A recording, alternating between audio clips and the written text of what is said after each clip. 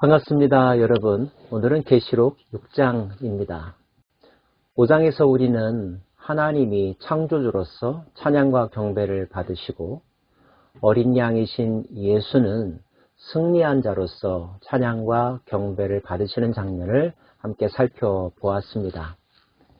특별히 승리자인 어린 양 예수는 하나님으로부터 두루마리를 넘겨받을 수 있는 특권을 갖게 되었죠. 우리의 궁금증은 이것입니다. 도대체 그 두루마리가 무엇일까? 그 안에 들어있는 내용은 무엇일까 하는 거죠. 6장을 살펴보면 알겠지만 결론적으로 말하면 이 두루마리는 남은 인류 역사에 대한 하나님의 통치 그리고 완성의 계획이 담겨져 있다고 말할 수 있습니다. 그 통치와 완성의 계획 속에는 심판과 구원이 포함되어 있죠. 그러므로 이 두루마리를 어린 양에게 넘겨주었다고 하는 것은 하나님께서 이 세상 통치와 완성의 모든 권세를 어린 양에게 넘겨주었다라는 것을 의미하고요. 앞으로 일어날 모든 일들은 어린 양에 의하여 어린 양 예수의 집행에 의하여 시행된다는 것을 의미한다고 볼 수 있습니다. 다시 한번 말씀드립니다. 예수께서 이 세상을 다스리시고 이 세상을 하나님의 나라로 완성해 가실 것입니다. 자, 그러면 어떤 과정들이 일어나게 될까요?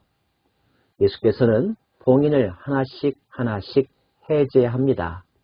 그리고 봉인이 열릴 때마다 이 세상에 하나님께서 작정하셨던 주께서 행하시고자 했던 일들이 일어나게 되죠.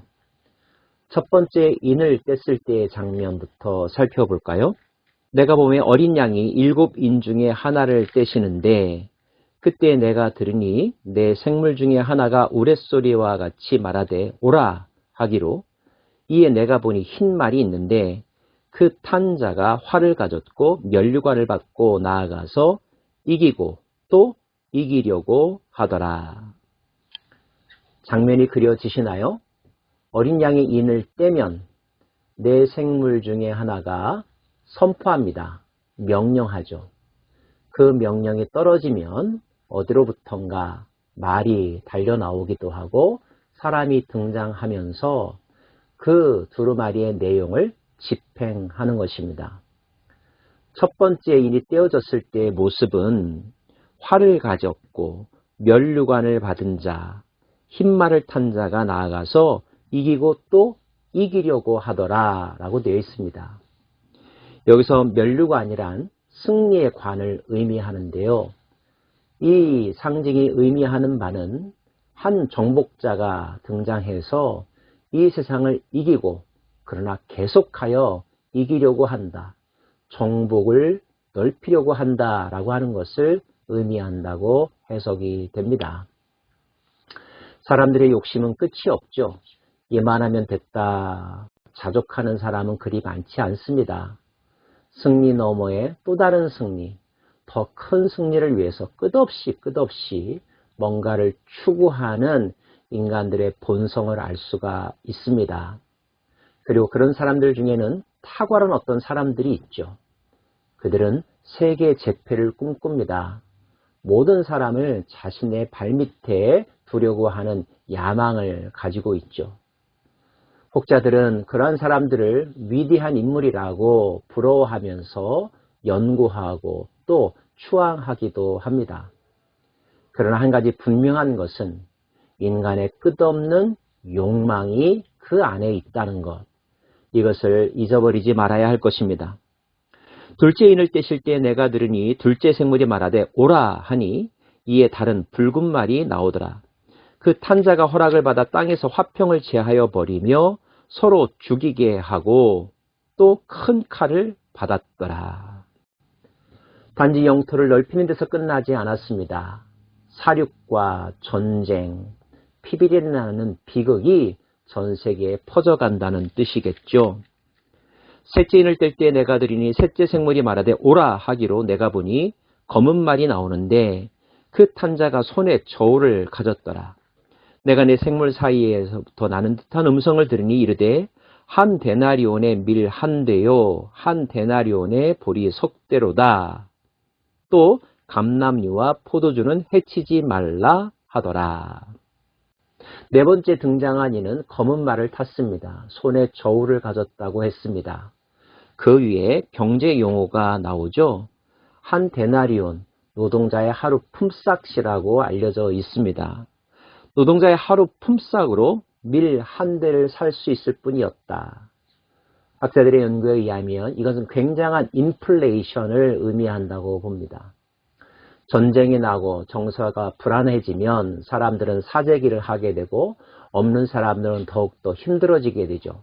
물가는 천정 모르고 뛰게 됩니다. 가난한 자들은 더욱더 힘든 상황에 직면하게 되는 거죠. 엄청난 대공황이 온다는 의미로 해석이 될 것입니다. 하지만 여기에 이런 표현이 있습니다. 감람류와 포도주는 해치지 말라 하더라. 이 해석을 두고 많은 견해들이 있는데요. 일반적인 견해는 여기서의 감람류와 포도주는 사치품, 기호식품이 아니라 당대 필수식품이었다는 것.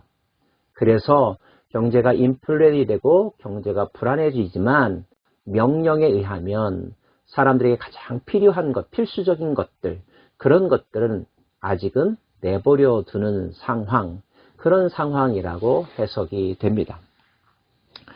넷째 인을 떼실 때에 내가 넷째 생물의 음성을 들으니 말하되 오라 하기로 내가 보매 청황색 말이 나오는데 그 탄 자의 이름은 사망이니 음부가 그 뒤를 따르더라. 그들이 땅 4분의 1을 권세를 얻어 검과 흉년과 사망과 땅의 짐승들로서 죽이더라. 흉년과 사망과 땅의 짐승들로 인하여 세상 사람들의 약 4분의 1이 죽임을 당했다고 했습니다. 엄청난 대사륙, 대참담한 비극이 일어나고 있는 거죠. 이제까지의 과정을 보면 그 비극의 정도가 점점 더 심해지고 있다는 것을 알 수가 있습니다. 세상은 시간이 지나면서 살기 좋아질까요? 아니면 더욱더 어려워질까요? 언뜻 보면 더 편리해지고 모든 사람들은 이전보다 더 부자가 된 것 같아 보입니다. 그러나 정말 그럴까요? 자세히 들여다보면 인간사 속에서 생겨나는 비극은 그 전보다 훨씬 더 대규모적이고 집단적이고 동시적이라는 사실을 알 수가 있습니다. 그래도 한 가지 희망을 찾는다면 4분의 4 중에서 4분의 3은 아직 죽지 않았다는 것. 인간의 가장 기본적인 생필품을 의미하는 감람류와 포도주는 아직 내버려 두라는 말씀이 있었다는 것. 그러므로 이 의미는 아직 완전한 끝은 아니다라는 것을 의미한다고 볼 수가 있습니다.